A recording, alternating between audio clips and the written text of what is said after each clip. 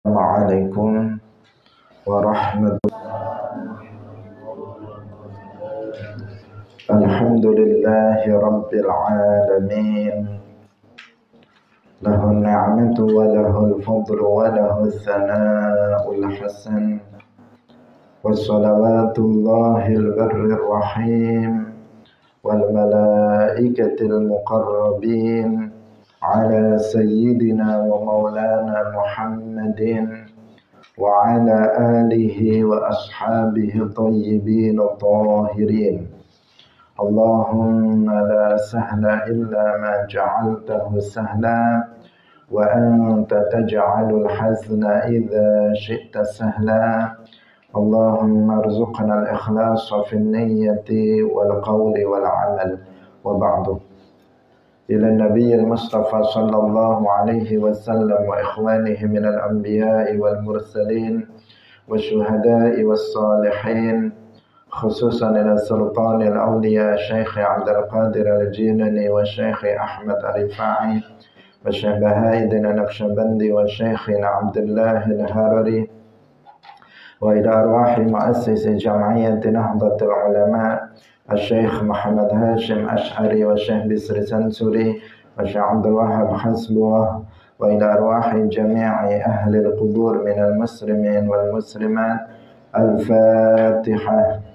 أعوذ بالله من الشيطان الرجيم. بسم الله الرحمن الرحيم.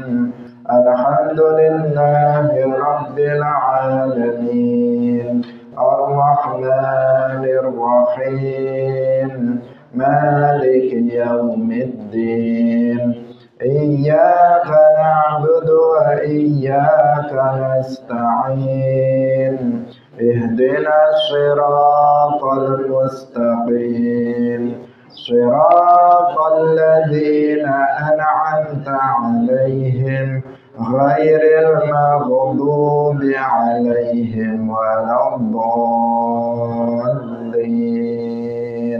آمين.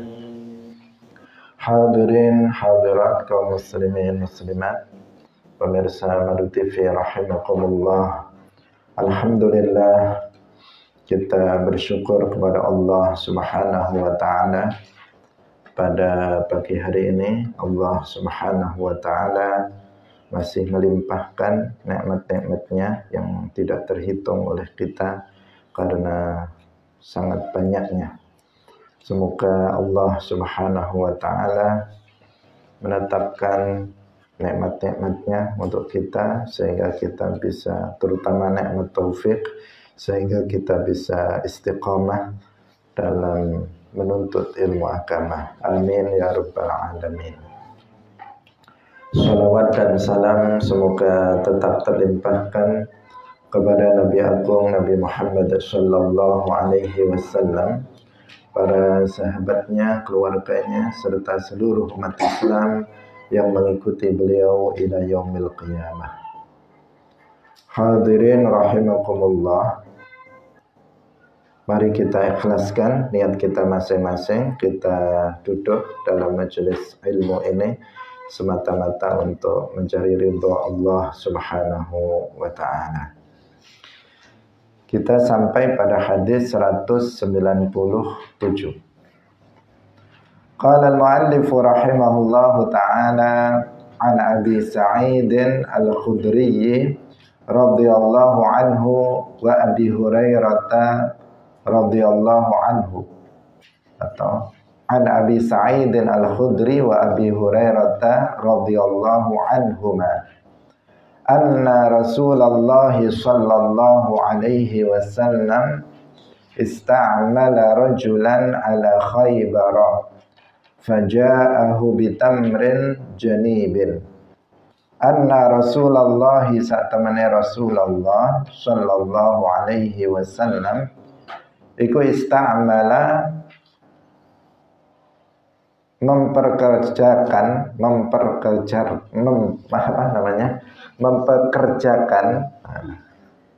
sapa Rasulullah rajulan ing wong lanang ala Khaybar ing atase pira-pira kebun kurma daerah Khaybar. Faja'ahu nuli teka sapa rajul ing Kanjeng Nabi bitamrin kelawan nggawa kurma janibin kang bagus, jenis kang apik kang bagus. Faqala nuli dawuh sapa Rasulullah sallallahu alaihi wasallam, kullu tamri Khaybar hakadha, ana ta utawi saben-saben kurma Khaybar iku hakadha kaya mengkene baguse. Qala jawab sapa rajul, la boten, wallahi demi Allah ya Rasulullah, inna satemene kita iku lana khudu yakti bener ngalap sapa kita as-sa'a ing sak min hadza saking iki janib bisa'aini kelawan rong sak bisalasati tegese kelawan telung sak. Faqala nuli dawuh sapa Kanjeng Nabi, la taf'al, aja nglakoni sapa sira, biya ngedala sapa sira al jam'ah ing kumpulan kurma kang elek bidarahimi kelawan pira-pira dirham. Summa ibta'i nuli tuku sapa sira bidarahimi kelawan pira-pira dirham janiban ing kurma, janib kurma kang jenis apik. Hadirin rahimakumullah, hadis ini menjelaskan tentang larangan riba, yaitu salah satu jenis riba yang disebut dengan ribal fadl. Diriwayatkan dari Abi Sa'id Al-Khudri dan juga dari Abi Hurairah radhiyallahu anhuma bahwasanya Rasulullah Shallallahu alaihi wasallam itu mempekerjakan seorang laki-laki untuk mengurus kebun kurma yang ada di Khaybar. Kemudian laki-laki itu datang kepada Nabi dengan membawa kurma dengan jenis yang bagus. Rasulullah Shallallahu alaihi wasallam kemudian bertanya, apakah setiap kurma Khaybar itu seperti ini bagusnya? Laki-laki itu menjawab, tidak wahai Rasulullah, demi Allah tidak semuanya bagus seperti ini. Inna la na'khudhu sa'a, sesungguhnya kami mengambil satu sa' dari kurma yang bagus ini dengan 2 sa', dengan 3 sa'. Maksudnya dengan 3 sa'. Di sini diralat bisa'a ini bisalasa. Badal ghalat artinya 1 sa' itu diganti dengan 3 sa' kurma yang jelek. Faqala, kemudian Rasulullah bersabda, jangan kamu lakukan. Juallah kurma-kurma yang jelek itu dengan dirham, kemudian belilah kurma yang bagus dengan dirham tersebut. Hadirin rahimakumullah, kita pelajari dalam fikih bahwa apabila seseorang melakukan akad jual beli dengan ilah dan jenis yang sama, maka disyaratkan agar tidak terjadi riba. Salah satunya yang berkaitan dengan hadis ini, salah satunya bahwa takarannya atau timbangannya itu harus sama. Jadi timbangan atau takarannya itu harus sama. Tidak boleh salah satu dari keduanya itu berbeda atau lebih banyak dari yang lainnya. Itu syarat. Jika syarat itu tidak terpenuhi, maka akan terjadi riba yang disebut dengan ribal fadl. Satu illah sama jenisnya. Illahnya dalam riba itu yang sudah kita pelajari dalam fikih, ada kalanya dia adalah makanan, ada kalanya dia adalah naked. Kalau naked itu emas dan perak, yang kedua adalah berupa makanan. Itu illahnya. Nah, semoga masih ingat, kita sudah pelajari berkali-kali dulu dalam matan Abi Suja. Nah, ketika satu ilahnya itu sama, misalnya naked ilahnya, kemudian jenisnya juga sama, jual emas dengan emas atau jual perak dengan perak. Di sini ilahnya sama, yaitu naked, kemudian jenisnya juga sama, emas dengan emas, perak dengan perak. Kalau emas dengan perak itu namanya jenisnya beda meskipun satu ilah.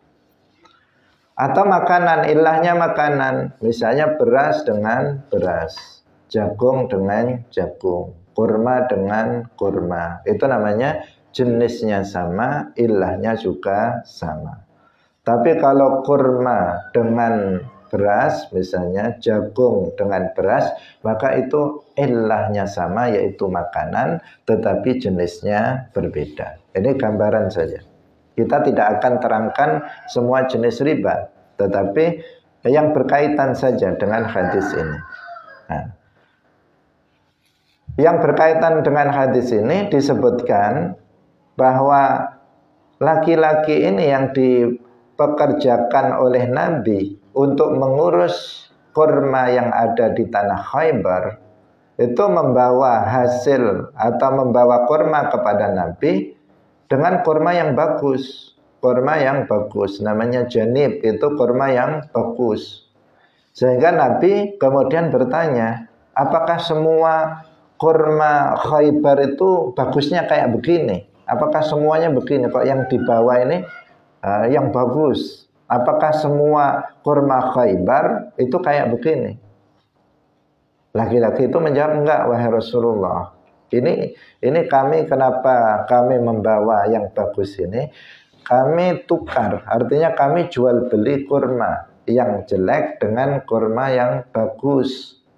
Yaitu kami menjual kurma 3 sok, 3 sok kami jual dengan 1 sok kurma yang bagus. Jadi 3 sok kurma yang jelek itu kami jual dengan 1 sok kurma yang bagus. Nah, jadi jual belinya barter kurma dengan kurma, berarti 1 ilah kemudian 1 jenis, sama-sama kurma. Yang 1 kurma bagus, yang 1 kurma yang jelek.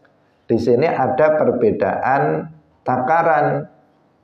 Kalau takaran kurma yang jeleknya itu 3 sok, kemudian kurma bagusnya dapat 1 sok. Berarti di sini apa? Tafadhul, ada yang lebih dari keduanya. Maka ini namanya ribal fadl, hukumnya haram, tidak diperbolehkan. Karena itu Nabi mengatakan la taf'al, kamu jangan lakukan itu, karena itu adalah riba. Jadi nggak boleh seseorang misalnya jual beras dengan beras jenis bagus, misalnya dengan beras jenis yang kurang bagus. Kemudian dia jual jenis yang bagus itu misalnya 1 kilo dibeli dengan beras yang kurang bagus 2 kilo. Itu tidak boleh, itu namanya ribal fadl, hukumnya haram. Tapi kalau beda jenis, misalnya beli beras dengan jagung, berasnya 1 kilo, jagungnya 2 kilo, maka itu boleh. Nah, karena jenisnya berbeda. Tapi kalau jenisnya sama, otomatis ilahnya juga sama, maka di sini enggak ada yang lebih dari salah satu keduanya, harus sama ukurannya. Kalau kurma 1 kilo ya dengan kurma 1 kilo. Kalau beras 1 kilo maka dengan beras 1 kilo harus sama timbangannya atau takarannya, tidak boleh berbeda. Kalau emas 1 gram maka dengan emas 1 gram, tidak boleh ada yang lebih di antara keduanya. Itu aturannya. Aturannya seperti itu agar tidak terjadi ribal fadl. Maka Nabi di sini memberikan solusi, memberikan jalan keluar. Kalau kamu menginginkan kurma yang bagus, caranya bukan seperti itu, bukan jual beli kurma dengan kurma. Caranya, kalau kamu punya kurma yang jelek, pengen dapat kurma yang bagus, pertama, kurma kamu yang jelek itu kamu jual dengan dirham. Dijual dengan dirham. Kalau dirham sama kurma itu sudah beda illah, itu sudah beda beda jenis, nggak ada riba di situ. Tidak ada riba. Kalau beda illah dan beda jenis nggak ada riba. Maka kamu jual dulu, kamu jual kurma kamu dengan dirham. Setelah kamu dapat duit dirham, kemudian kamu beli kurma yang bagus dengan dirham itu. Maka nggak ada riba. Hasilnya sama-sama dapat sama-sama dapat kurma yang bagus. Hanya saja prosesnya agak lama sedikit. Kalau yang pertama tadi yang haram langsung ditukar kurma dengan kurma bagus kurma jelek ditukar dengan kurma bagus dengan akad jual beli. Itu langsung dapat. Kalau ini nikung sedikit. Dia jual kurma yang jelek dengan dirham, dapat duit berupa dirham. Kalau sekarang misalnya kita ingin beras, misalnya sekarang ya, ada beras yang bagus, beras kita jelek, kita ingin beras yang bagus. Tidak langsung beras kita ditukar dengan beras yang bagus itu. Kita jual dulu beras kita, dapat duit, kemudian duit itu kita pakai untuk beli beras yang bagus. Caranya begitu agar tidak terjadi riba. Hadirin yang dirahmati oleh Allah Subhanahu wa taala, meskipun riba dengan jenis ini sekarang ini sudah jarang terjadi. Kenapa? Karena sekarang kita kebanyakan dalam melakukan transaksi jual beli itu menggunakan mata uang, bukan secara barter. Jual belinya tidak secara barter, tetapi dengan menggunakan uang kebanyakan. Jika pakai uang, dipastikan tidak akan terjadi riba. Membeli sesuatu dengan uang tidak terjadi riba. Kenapa? Karena uang sendiri dalam mazhab Syafi'i, uang kertas atau logam yang bukan dirham atau dinar, itu bukan, dalam mazhab Syafi'i tidak termasuk naqd. Tidak termasuk naqd, sehingga jual beli dengan uang itu tidak ada persyaratan-persyaratan yang apabila tidak dipenuhi maka terjadi riba, itu tidak ada. Hadirin rahimakumullah, kita lanjutkan lagi. Ini masalah hukum ya, masalah riba. Riba haram bil ijma'. Karena ada nas yang menunjukkan tentang keharamannya. Qala Allah Ta'ala ahallallahu al-bai'a wa harrama riba.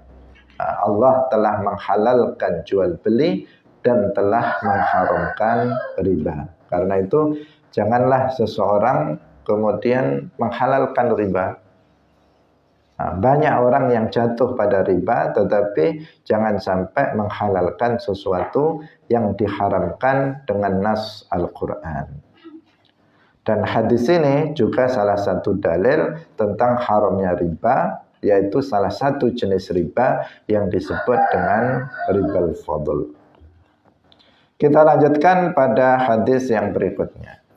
An Ibni Abbas radhiyallahu anhuma annahu qala tazawwaja an-nabiyyu sallallahu alaihi wasallam Maimunata wa huwa muhrim wa bana biha wa huwa halal wa matat bisarifin.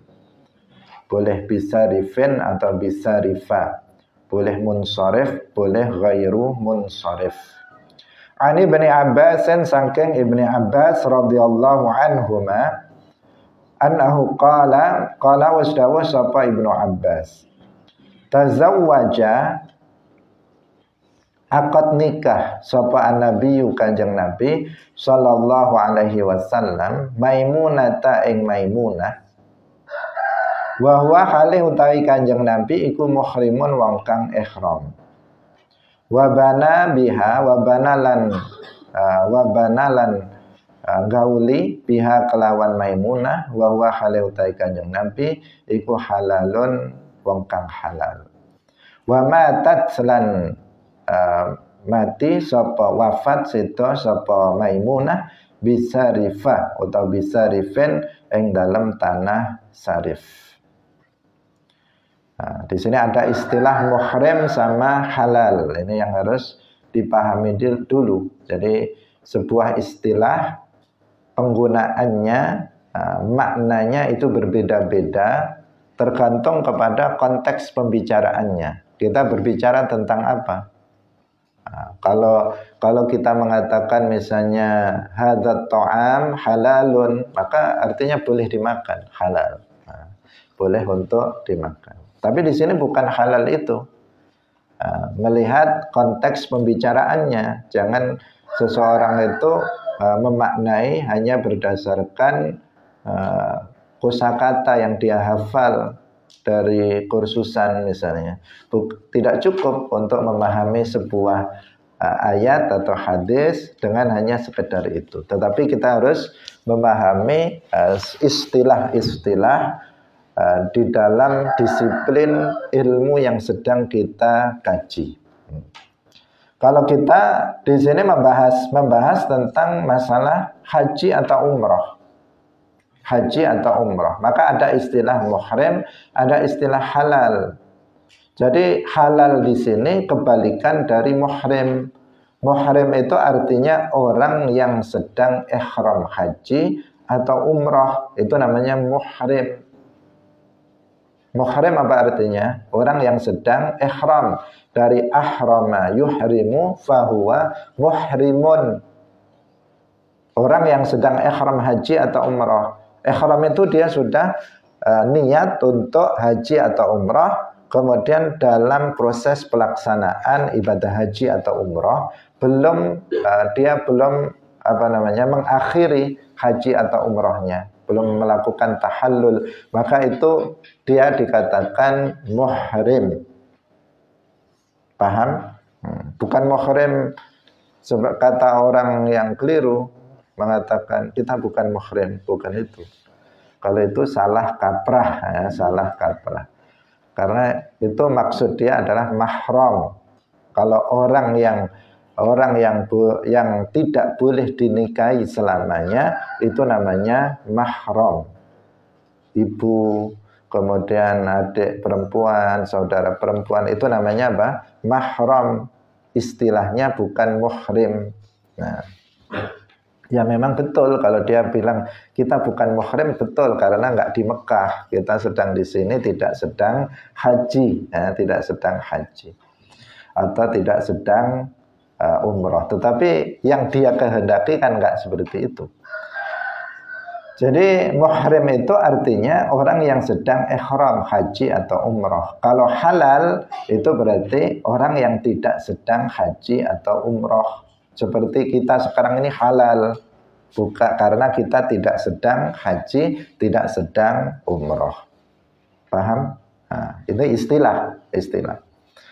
Karena kalau enggak nanti keliru dalam pemahaman.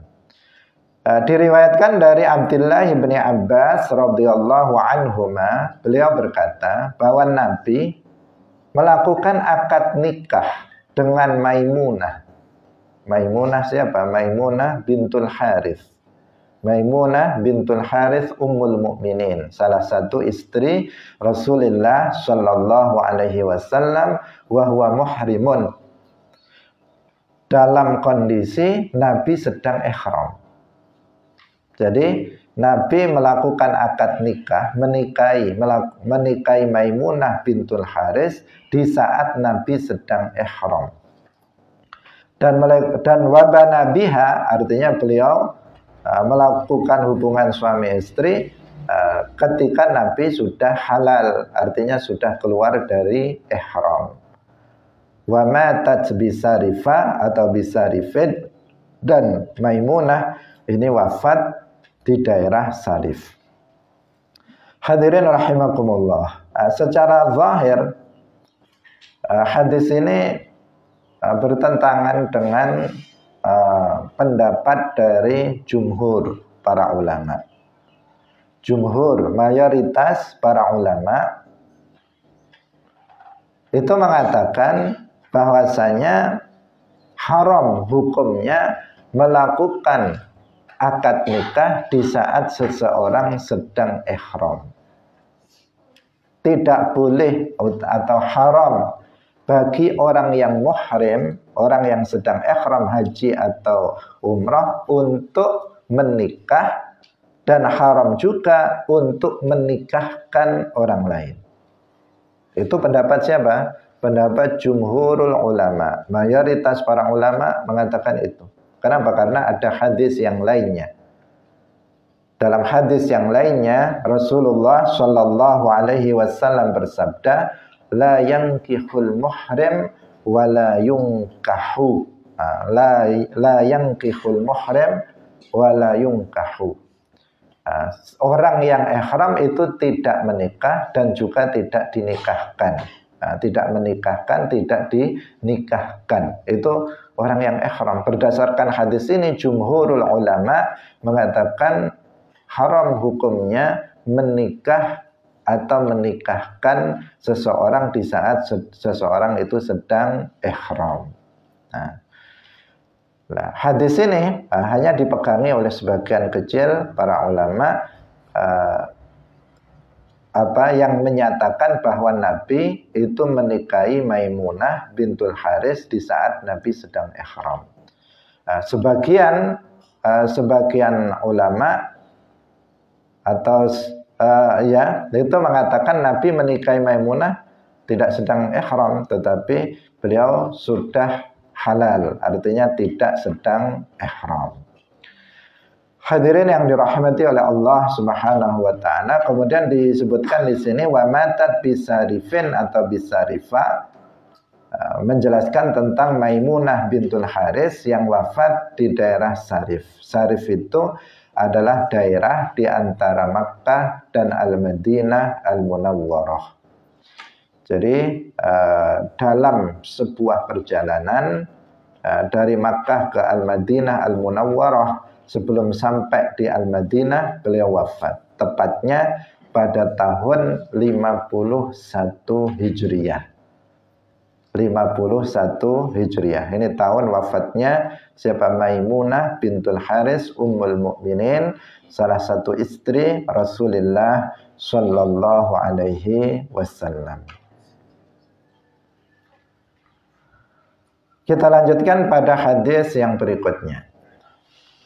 An Ali bin Abi Thalib radhiyallahu taala anhu qala ba'athan nabiyyu sallallahu alaihi wasallam sariyatan wasta'mala rajulan minal ansar.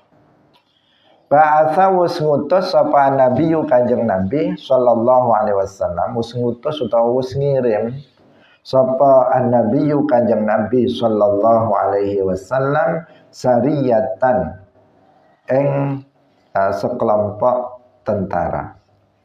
Wasta'mala lan nganggo tegese ngangkat pemimpin sapa kanjeng Nabi rajulan ing wong lanang minal ansori saking ansor. Wa amarahum lan perintah sapa kanjeng Nabi ing jais ing sariyah ayuti'uhu ing yen taat sapa sariyah ing rajul. Fa ghadiba nuli muring-muring sapa rajul. Faqala nuli ngucap sapa rajul, alaisa amarakumun nabiyyu an tuti'uni, alaisa ana ta ora wis perintah ing sira kabeh sapa annabiyyu kanjeng Nabi sallallahu alaihi wasallam antuti'uni ing yen taat sapa sira kabeh ing ingsun. Qalu jawab sapa sariyah, bala inggih.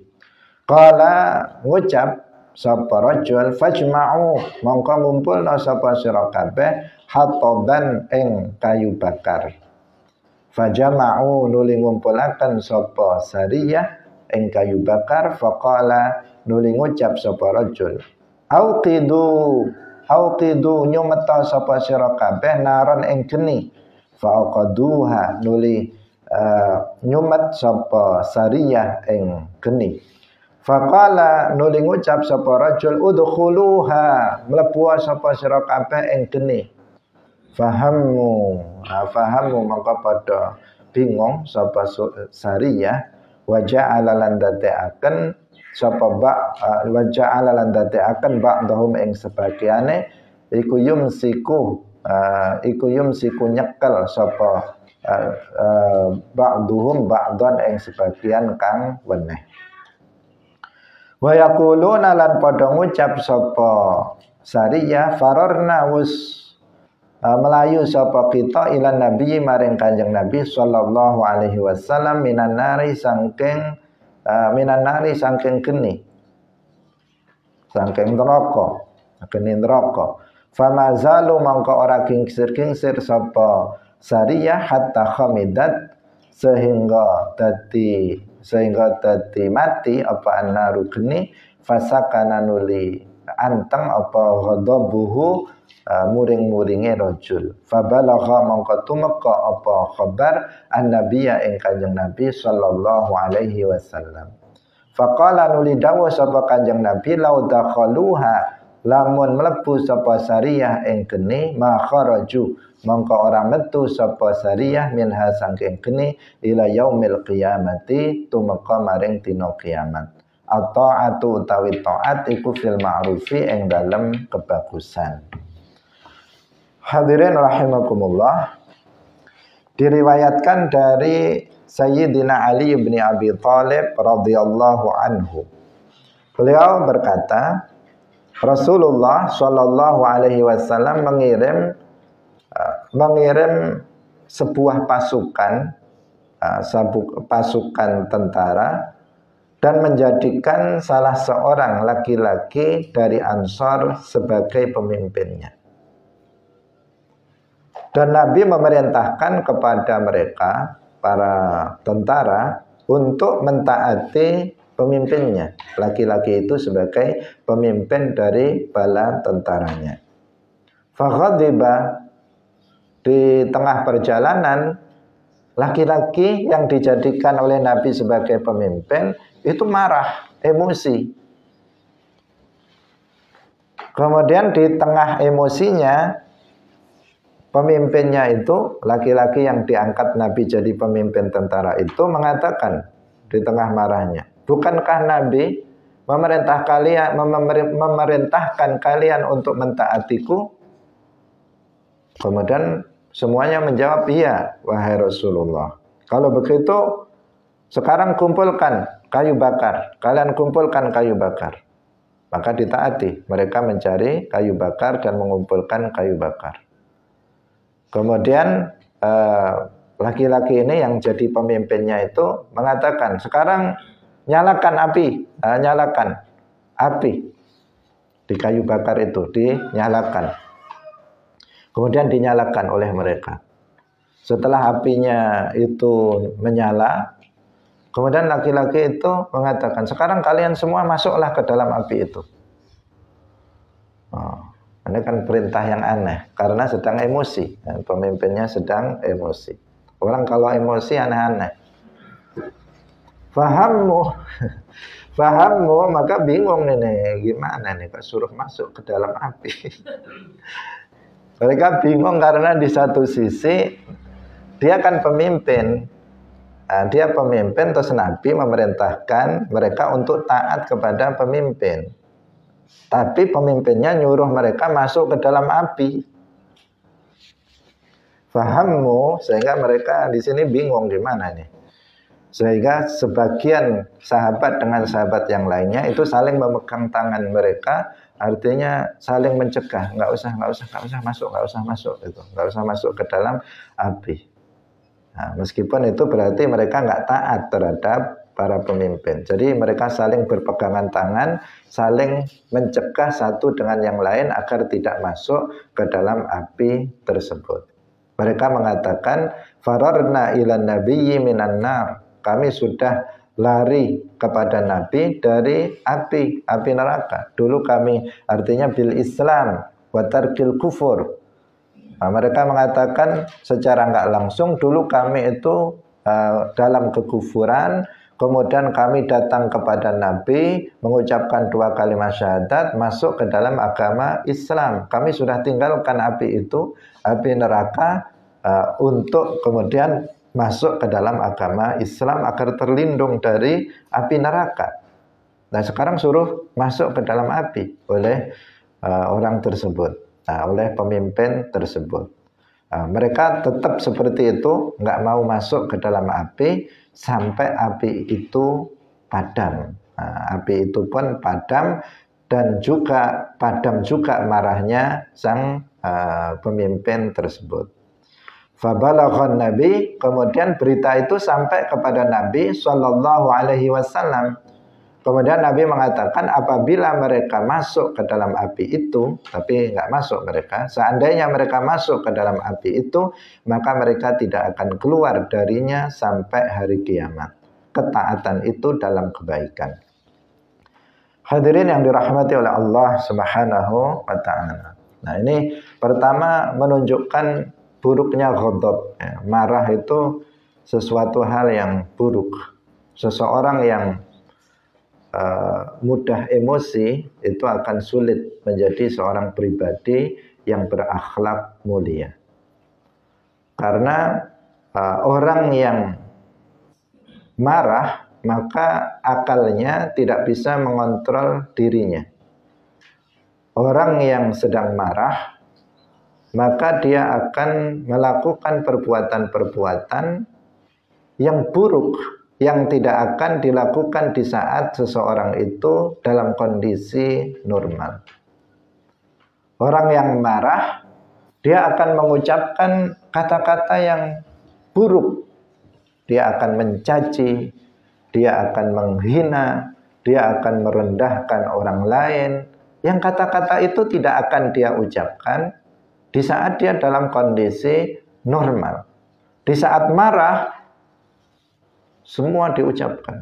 Kalau seseorang marah, misalnya seorang suami marah kepada istrinya, atau orang tua marah kepada anaknya, atau seseorang marah kepada orang lain, maka dia bisa mencaci, menghina, bahkan semua nama binatang bisa dia sebut untuk orang yang dimarahi itu, di absen satu persatu, sampai binatang yang paling buruk pun disebutnya untuk orang tersebut ketika seseorang dalam kondisi emosi. Maka orang yang marah dia pasti akan menyakiti orang lain. Dia akan menyakiti orang lain, dia nggak akan, dan itu berarti dia tidak bisa berakhlak mulia. Karena orang yang berakhlak mulia dia tidak menyakiti orang lain.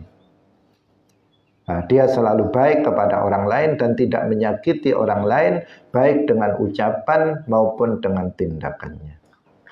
Nah, karena itu harus diwaspadai, kita harus bisa meredam emosi kita, amarah kita.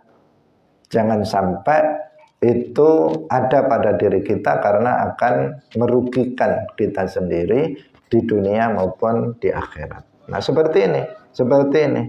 Seorang pemimpin lagi marah, lagi emosi, sesuatu yang diperintahkan nggak masuk akal, namanya juga sedang marah. Nah, sedang marah, dia dijadikan pemimpin tetapi pemarah. Maka kalau ada pemimpin pemarah ini bahaya.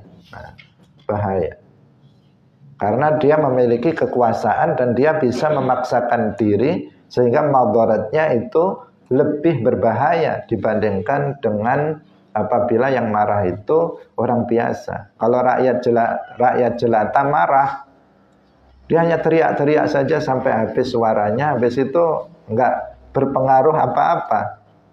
Tetapi kalau yang marah itu seorang pemimpin, itu bisa merusak. Kerusakan yang ditimbulkan itu lebih besar.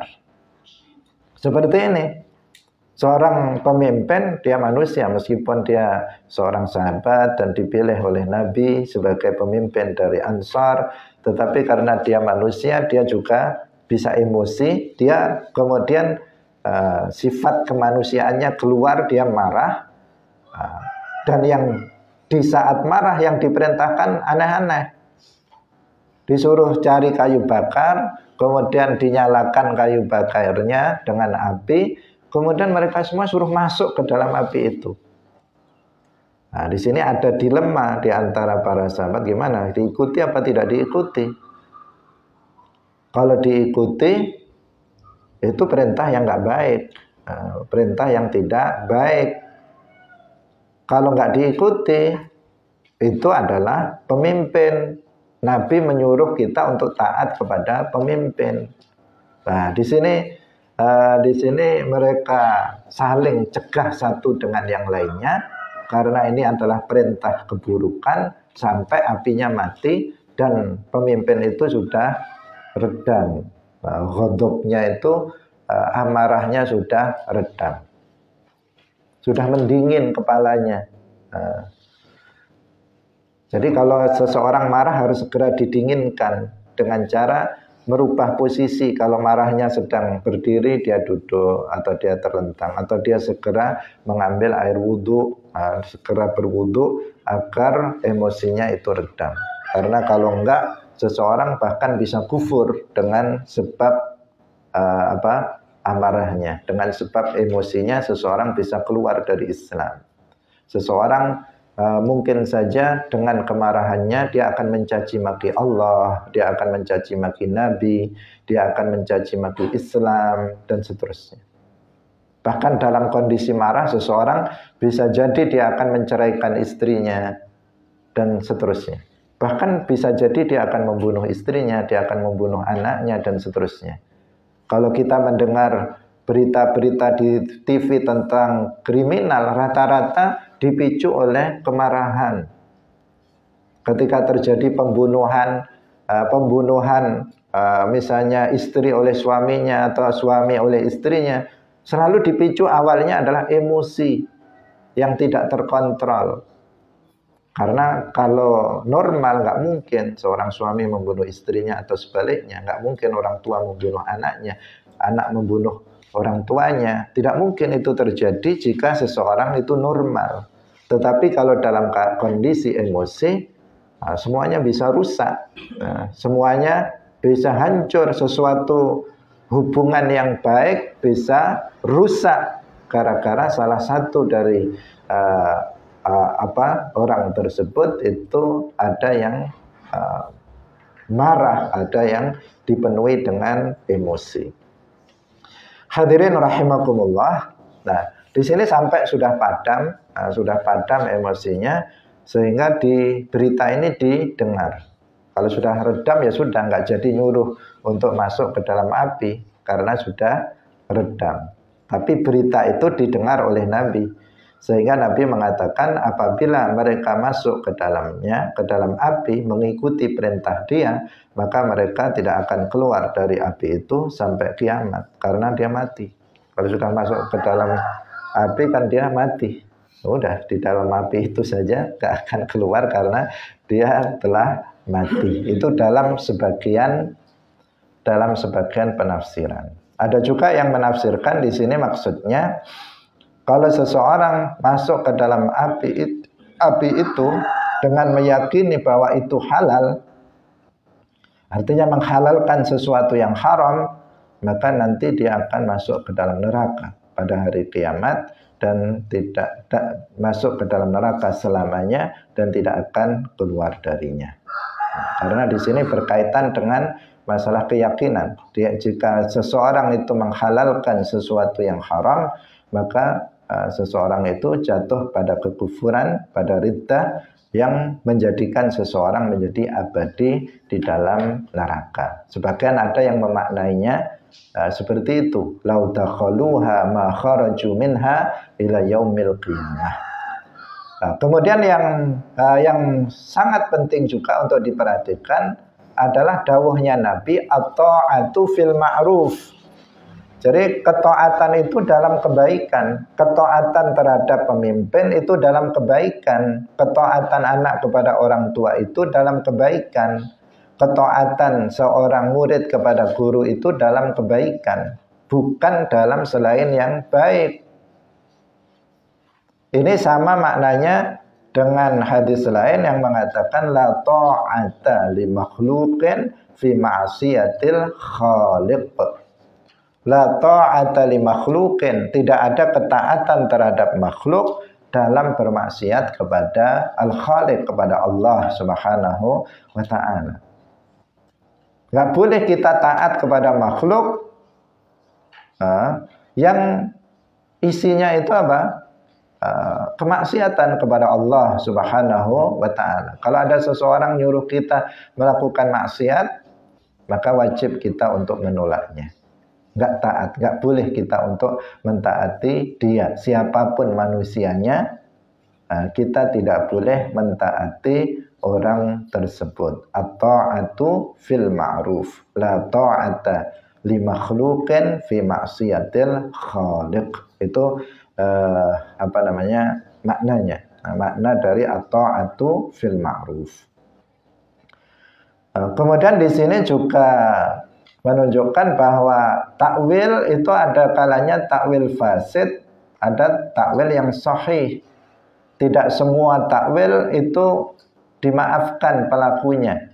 Orang yang mentakwilkan sesuatu tidak semuanya itu dimaafkan. Kalau seseorang misalnya ini tadi perintahnya taat kepada pemimpin, kemudian seseorang di sini dalam hadis ini itu dihadapkan kepada persoalan, sebuah persoalan, yaitu perintah seorang pemimpin itu untuk melakukan sebuah kemaksiatan, karena masuk ke dalam api kan bunuh diri itu, bunuh diri, sesuatu hal yang tidak baik, sesuatu yang tidak baik. Di sini kemudian kalau seseorang ada kalanya mentakwilkan hadis perintah itu, bahwa perintah itu adalah dalam selain kemaksiatan.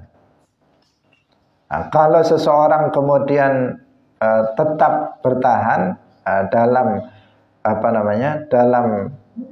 perintah pokok, yaitu menjalankan perintah meskipun maksiat, maka dia akan tetap, atau dia tidak dimaafkan, dia akan masuk ke dalam neraka disebabkan dengan itu. Hadirin yang dirahmati oleh Allah Subhanahu wa taala. Kita baca satu hadis lagi.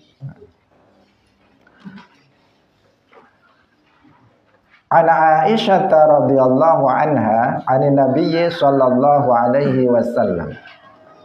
Qala mathalul ladzi yaqra'ul Qur'ana wa huwa hafizun lahu ma'as safaratil kiram wa mathalul ladzi yaqra'ul Qur'ana wa huwa yata'ahaduhu wa huwa 'alaihi syadidun falahu ajran. An Aisyah saking Aisyah radhiyallahu anha anin Nabi saking Kanjeng Nabi sallallahu alaihi wasallam qala wasdawuh sapa Kanjeng Nabi. Mathalul ladzi, masal di sini artinya sifat. Mathalul ladzi sifat utawi sifate wong yaqra'u kang maca sapa alladzi al-Qur'ana ing Qur'an wa huwa halih utawi alladzi iku hafizun wong kang apal lahu maring Qur'an iku ma'as safarati sartane ma'as safaratil kiram sartane para malaikat al-kiram kang mulya. Wa matsalul ladzi lan utawi sifate wong yaqra'u kang maca Al-Qur'ana ing Qur'an wa huwa halih utawi wong iku yata'ahaduhu ngulang-ulang sapa wong ngakeh-ngakehaken sapa wong ing maca Qur'an wa huwa halih utawi wong alaihi ing atase Qur'an iku syadidun wong kang angel wong kang abot falahu mongko iku kedue alladzi ajroni utawi ganjaran loro. Hadis ini menjelaskan tentang fadilah atau keutamaan orang yang membaca Al-Quran. Sifat orang yang membaca Al-Quran, yang dia itu hafal Al-Quran. Artinya dia nggak ada kesulitan di dalam membaca Al-Quran. Karena bagusnya bacaan dia terhadap Al-Quran. Dia dari kecil misalnya, dia sudah belajar Al-Quran, bacaannya bagus, dia hafal Al-Quran. Kemudian dia membaca Al-Quran dengan nggak ada kesulitan sama sekali karena memang dia sudah sangat bagus bacaan Al-Qur'annya. Maka digambarkan orang yang seperti itu ma'as safaratil kiram. Dalam riwayat yang lain ditambahi al-bararah, al-kiramil bararah. Nah, artinya dia akan bersama para malaikat. Bersama para malaikat yang mulia yang menunjukkan bahwa derajat orang tersebut itu sangat tinggi, mendapatkan derajat yang agung indallah, sehingga dikatakan ma'as safaratil kiram. Kita tahu bahwa para malaikat itu adalah makhluk yang mulia. Mereka ibadun mukramun, makhluk-makhluk yang dimuliakan oleh Allah Subhanahu wa taala. Karena mereka nggak pernah bermaksiat sama sekali kepada Allah Subhanahu wa ta'ala. Itu yang pertama. Nah, yang kedua, sekarang sifat orang yang membaca Al-Quran, yang dia mengulang-ulang bacaan Al-Quran, diulang-ulang. Terus dia membaca Al-Quran, dia nggak hafal Al-Quran. Tidak hafal Al-Quran, tetapi dia memperbanyak membaca Al-Quran dan mengulang-ulangnya. Padahal membaca Al-Quran bagi dia itu syadid, sesuatu yang berat bagi dia karena dia belum bagus bacaan Al-Qurannya sehingga untuk membacanya dia masih kesulitan.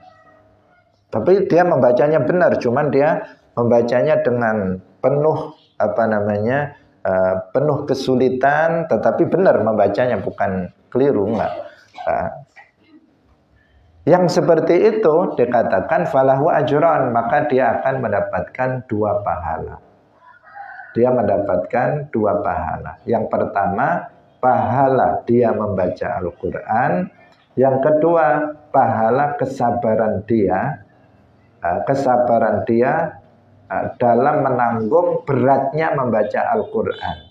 Karena tadi kan dia kesulitan membacanya, tetapi meskipun begitu dia nggak putus asa. Dia tetap belajar dan dia tetap membaca Al-Quran dengan benar. Maka yang seperti ini dia mendapatkan 2 pahala. Sebagian orang kalau dia kesulitan baca Quran, nggak bisa-bisa. Sebagian karena putus asa, udah nggak usah Quran-Quranan, nggak usah baca Al-Quran. Dia mengatakan seperti itu. Akhirnya dia nggak baca lagi karena sudah putus asa, merasa kesulitan. Saya nggak bisa baca Quran. Akhirnya Al-Quran ditinggalkan, dia nggak belajar lagi. Nah, itu sesuatu hal yang nggak baik. Sesuatu hal yang nggak baik, putus asa. Orang memang nggak sama. Sebagian orang diberikan anugerah otak yang cerdas sehingga mudah dia untuk belajar. Ada sebagian orang yang memang diberikan otak yang kurang cerdas sehingga dalam belajar dia kesulitan. Tetapi orang tersebut meskipun dia nggak memiliki otak cerdas, jika dia terus berusaha untuk belajar, tidak putus asa, pada akhirnya dia akan bisa. Pada akhirnya dia bisa meskipun dengan kesulitan-kesulitan yang luar biasa. Nah, orang yang seperti ini kalau dia dalam hal ini adalah Al-Quran, maka dia akan dapat 2 pahala. Pertama, pahala dia membaca Al-Quran. Yang kedua adalah pahala kesabaran dia dalam menanggung beratnya dia untuk bisa membaca Al-Quran. Hadirin rahimakumullah, demikian pengajian kita pada pagi hari ini. Semoga bermanfaat bagi kita semuanya. Barakallahu fikum. Wallahul muwaffiq ila aqwamit thariq. Wassalamualaikum warahmatullahi wabarakatuh. La ilaha illallah. Allahumma salli ala sayyidina Muhammad wa ala alihi wa sahbihi wa sallim. Rabbi ghfirli wa liwalidayya wa lil mu'minina wal mu'minat.